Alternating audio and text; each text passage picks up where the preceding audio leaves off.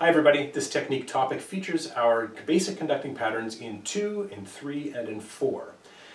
For 99% of music that we're going to conduct, perhaps, these are the 3 patterns that will become most useful. There are others, of course, and there are subdivided patterns, but 2, 3, and 4 patterns are going to be the ones we use most often for our conducting. Let's start with number 4 and work backwards. The 4 pattern begins in the center, as always, with a downbeat. 1, 2, 3, 4. It goes down, left, right, and up. Try that with me. Left, right, and up.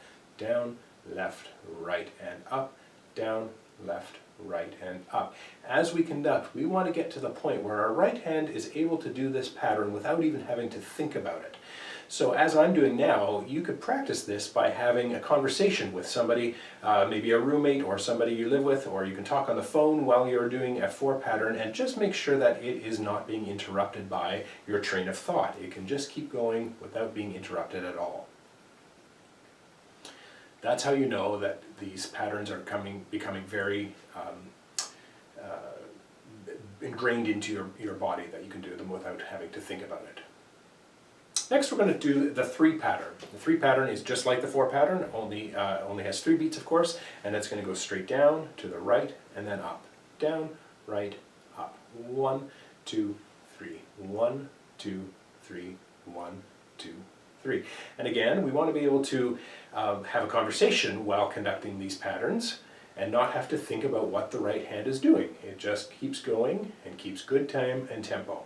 A good way to practice your conducting patterns is to use a metronome to make sure that you're staying absolutely true to the tempo and not speeding up or slowing down, especially when you're talking or trying to do other things as you are practicing. But it keeps you honest and keeps you in time. The final pattern that we'll be using is the 2 pattern.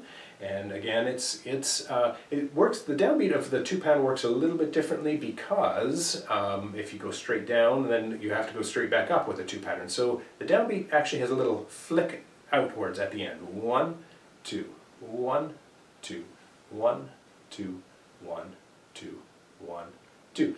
And again, practice this enough with enough regularity that you can have conversations with somebody and carry on talking about what you did this summer while you practice these all 3 of these patterns.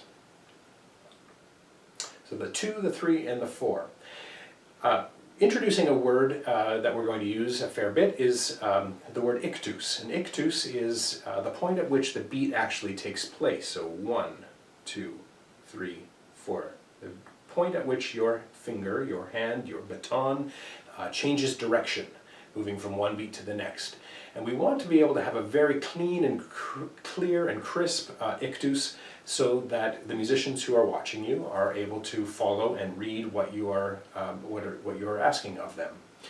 So the ictus is the point where the hand, baton, finger changes direction, moving from one beat to another. Of course, the ictus can be very clear and precise, as with staccato music. It can also be more sweeping and legato and smooth, and nevertheless, it should still be very easy to determine where that point of change of direction, where the beat is, no matter what style of music you're conducting. We'll talk more about that in a later technique topic.